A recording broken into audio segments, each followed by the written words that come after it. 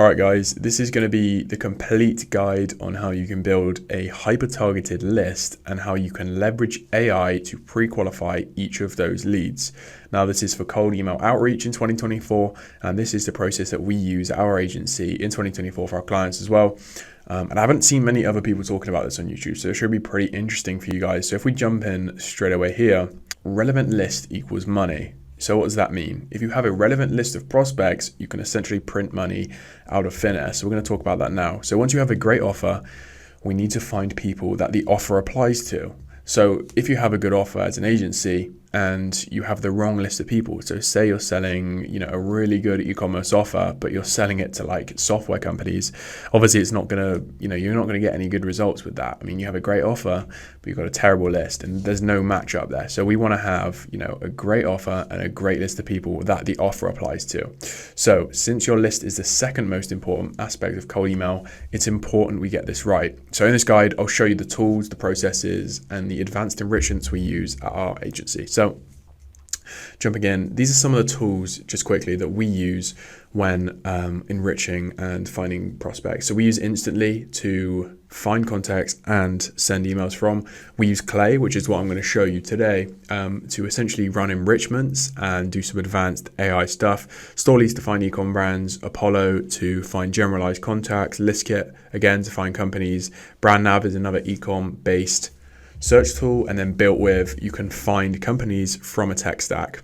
We also have a few other ones down there as well, but they're essentially the same thing. So we have another tool at the bottom as well, which is a really great email finder. So essentially you just give it a domain or a LinkedIn URL and you can find an email address for that person, which are all 100% valid. So I'm going to jump straight over to Clay and I'll show you exact workflow to find leads. So if we jump over to Clay here, in your workspace, there's a big blue button at the top. You want to click that, head down to table, new table, and then in here you'll see there's loads of different options to import companies into Clay.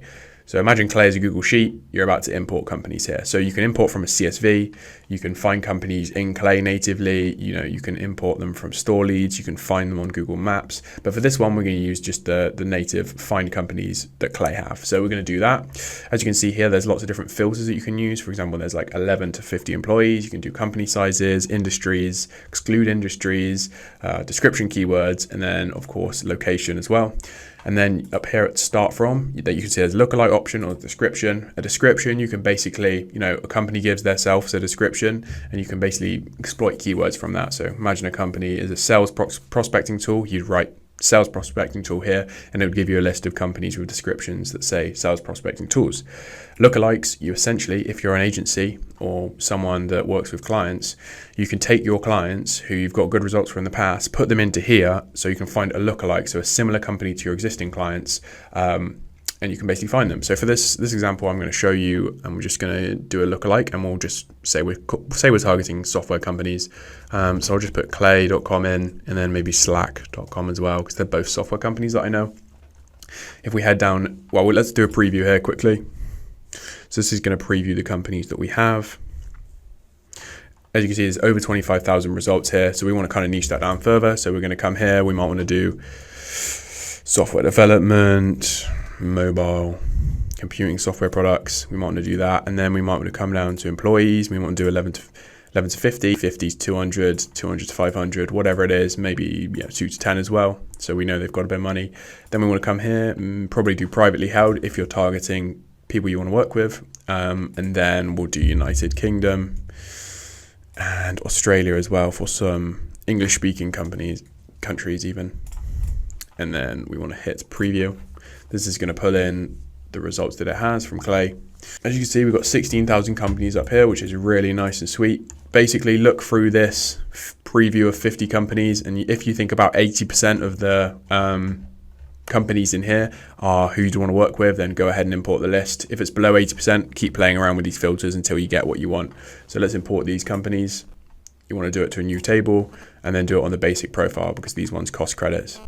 So you can see 10,000 companies have been added to this Clay table, which is great. It does take a bit of time, so be patient with this. But you can see it's given us all the data we want. So the company name, description, primary industry, the company size, type, and loads of other stuff as well. So you can see all that information as you scroll across your columns.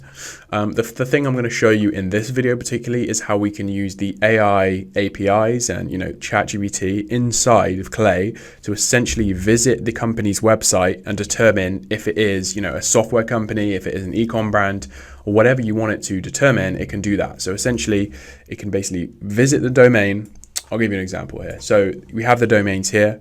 We want these to be software companies, but not all of them are going to be software companies. So we can have the AI visit the domain and it can determine and tell us if it is a software company. And we can do that by giving it a prompt. So I'm going to show you how you do this. So we want to add a new column. We'll add it to the right of this domain. So just right click here and we'll insert right. And we want to come to add enrichment. And then we want to search to basically validate the domain before we actually, send an AI bot to it. We want to make sure that it's actually a valid URL. So what we're going to do is come to URL and then click on this one, check if URL is valid, make sure it's domain here, and then continue to add fields, make sure that this is checked so you know which ones are valid, and then save. And we want to run for 10 rows. Don't run for 10,000 rows because that's going to take a while. Just to make sure it works, and for the purpose of this video, I'm only going to do 10. So we're going to click run rows. It should run here. So for this example, they funny enough all loaded in as valid, but when they're not valid, it will just have a little X and it will say invalid.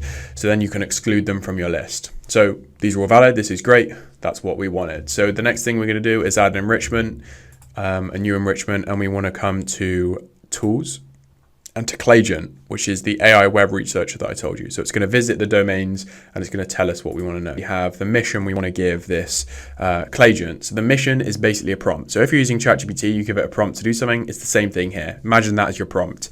You can also choose your model. So we want to be using the ChatGPT 4.0, which visits companies. We want to use that one. We want to do the max cost. You can do whatever you want, but if you want to, be quite cheap with it, you can choose I'd recommend nothing over 0.05. That's going to be quite expensive when you're doing 10,000 rows.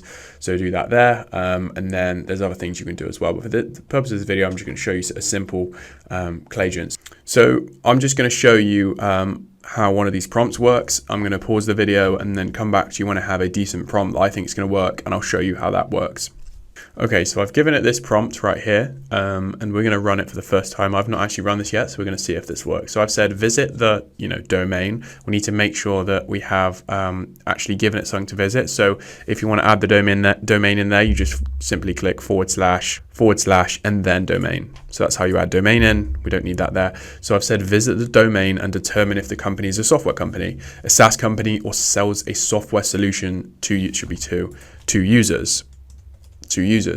Give me a yes or no answer and nothing else. So once you've got that and you've got the model on GPT 4.0, and then you want to come down here and do run for 10 rows. So we're going to run this and see what happens.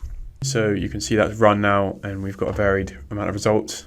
Well, just one that says no, which is great. So this list is about 90% accurate.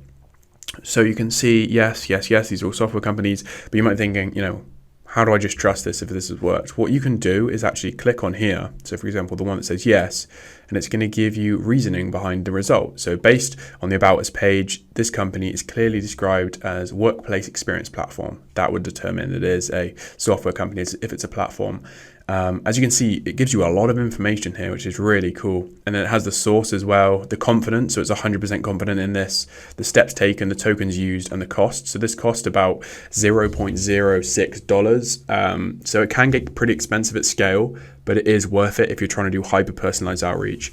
So, and also you can use this information to your advantage by basically pulling it and using it as personalization. So if we come back here and click on the no one, we're going to see exactly why they've said no.